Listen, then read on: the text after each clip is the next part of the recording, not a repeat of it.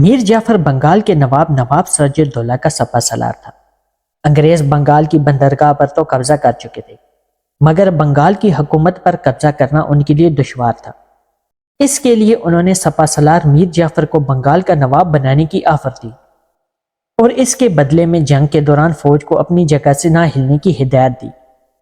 میر جعفر حکومت کی لالچ میں آ گیا اور عین حملے کے وقت نواب کی فوج کو حملے کا جواب دینے سے روکے رکھا، اور اس طرح انگریز بآسانی یہ جنگ جیت گئے۔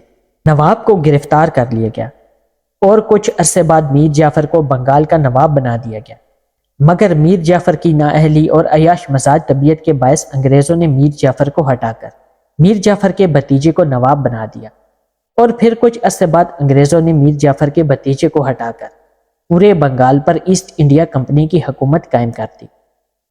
یہ محل جس کے کھنڈرات کی تصویر آپ دیکھ رہے ہیں 300 سال پہلے انتہائی خوبصورت اور بہت بڑا محل ہوا کرتا تھا، لیکن جیسے ہی اس محل کا مالک مرا اس کے بعد کسی نے بھی اس محل کو آباد کرنے کی کوشش نہ کی۔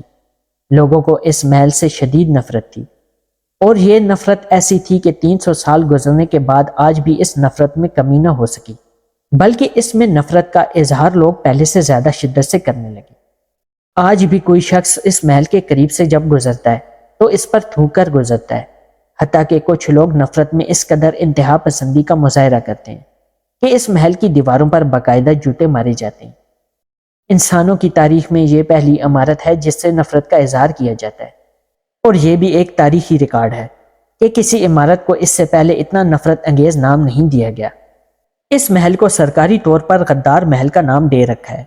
یہ بات تو شاید آپ کے لیے اتنی بڑی نہ ہو کہ کسی ملک میں کوئی حکومت کسی تعصب کی وجہ سے یا کسی نفرت کی وجہ سے ایسا نام دے سکتی ہے، لیکن آپ کے لیے حیرت کی بات ہوگی کہ سب سے بڑے عالمی ادارے یونیسکو نے بھی اسے غدار محل کا نام دے رکھا ہے۔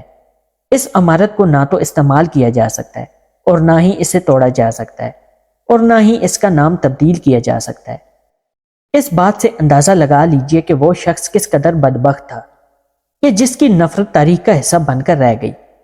اس دنیا میں آج تک کروڑوں اربوں انسان گزر چکے ہیں جن سے ان کے جرائم اور گناہوں کی وجہ سے شدید نفرت کی جاتی ہے، لیکن کسی کو بھی تاریخ میں اتنی نفرت سے یاد نہیں کیا جاتا کہ اس کے گھر کا نام بھی نفرت کے نام پر تبدیل کر دیا گیا ہو۔ اس سے ثابت ہوتا ہے کہ غداری ایک ایسا گناہ اور جرم ہے جسے دنیا کبھی بھی معاف نہیں کرتی۔ اور انتہائی مزے کی بات یہ ہے کہ اس غدار شخص نے جن لوگوں کے لیے اپنی قوم اور ملک سے غداری کی، انہی لوگوں نے اسے تاریخ کا سب سے بڑا غدار قرار دیا ہے اور اس کے محل کو غدار کے محل کا نام دیا ہے۔